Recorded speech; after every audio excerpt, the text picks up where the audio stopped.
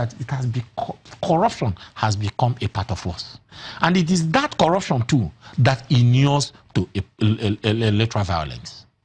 Now, let's talk about the opposition now, and that's Samura Kamara's party. Yeah, that's the APC. That's the APC. Now, yes. The party may have lost the presidential election, but looking at the fact that they have a majority in parliament, do you see the ruling party having any challenges in legislation? Yeah, you see, Sierra Leone got their independence in 1961. And then they became a republican in 1971. That is 10 years thereafter. But I think they came up to become what is like a country, and they had their first formal constitution in the 50s. Technically, Sierra Leone was like the capital of Africa because it was the birth of Freetown that the Portuguese, the Englishmen used to reorganize and battle slavery.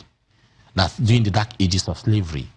Now, having come from that background, they should be able to set a precedent for others, a mirror of acceptable usage.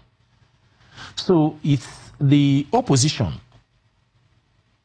if you look at it graphically, took the initiative to see how they can move by, one, visiting. If you look at Kamara and his men, they've said they've been trying severally to see how they could meet Bio and his men, to see how they could stem down the violence. This is because at the end of the day, you lose all these things just because of one person, one personal interest that is predicated on self-aggrandizement. Then there is sacrifice to attain that position with human blood.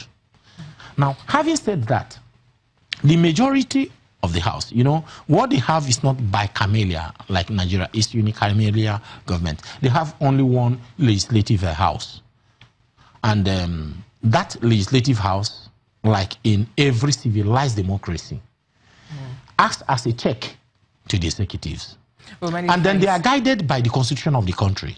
So even if they have a majority and then the offense or whatever is brought to them is not within the purview of the constitution for them to act, then unfortunately at that point their hands will be tied. So many thanks, Mr. Alan Sagbaka. I know there's a lot to be said about this, but we'll just have to end this conversation at this point. Thank you for coming on Network Africa. Thank you very much. Most grateful. In other news now, Zimbabwe is planning to invite Western powers to monitor its national elections for the first time in more than 15 years. We'll get back to that story in a moment. Let's see what's happening in South Africa, where authorities say that they are confident of apprehending 16 awaiting trial prisoners who escaped from a facility in the main city of Johannesburg. Local media reports that the prisoners, who include murder and rape suspects, broke through iron bars and windows before escaping through the fence of a jail known as Sun City. The spokesperson for the prison department, Simbaho Nzumalo, said the inmates were considered dangerous, but the department had a good record of rearresting prisoners on the run. A similar incident occurred recently in the Western Cape of Portsmouth, where 6 inmates escaped, but Mr. Nzumalo says the authorities were able to rearrest all of them within 48 hours. Joining us now is our South Africa Bureau Chief, Pt.2, for more on this. Hello, Betty. And what more can you tell us? What more can you tell us of the inmates' escape? Well, you've said it all.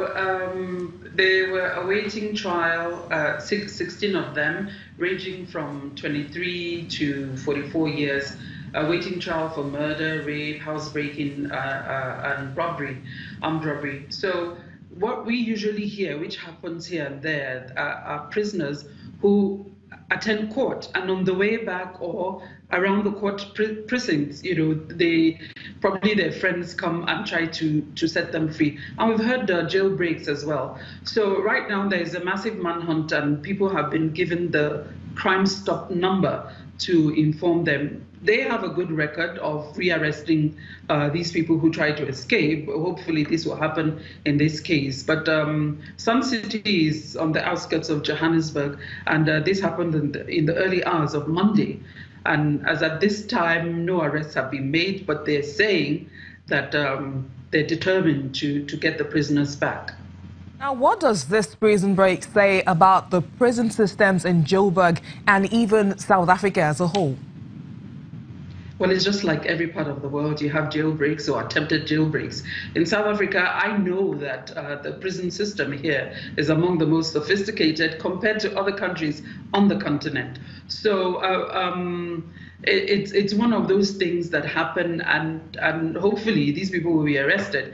But we recall last year in August, some of the prisoners who were attending court, on their way back, you had some armed men who stopped the vehicle they were in, and set them free. They were arrested some hours later. Hopefully, as I've said it how many times now, they may get them back in custody. But we have some of the civil society organizations like Pt.2, which is the Police and Prisoners Civil Rights Union, which is complaining that the prisons are overcrowded and understaffed, and that makes it a lot easier for prisoners or those in custody to try to escape and actually escape, even if they're caught again. But the authorities are maintaining, they insist that they will get them back. Hopefully they will be able to. Now, just before I let you go, Betty, quickly tell us, are there any measures in place to sensitize the public and keep them safe, even though these men are awaiting trial and are on the loose?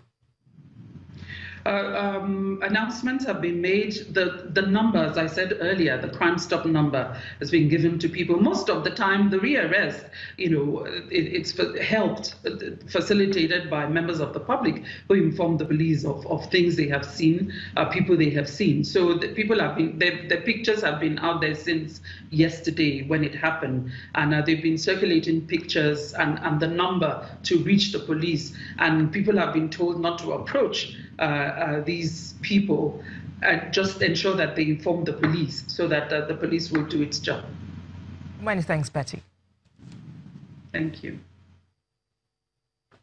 Still to come on the program, South Africa's ANC unveils a piece of artwork in memory of late Winnie Madikizela Mandela. Do stay with us.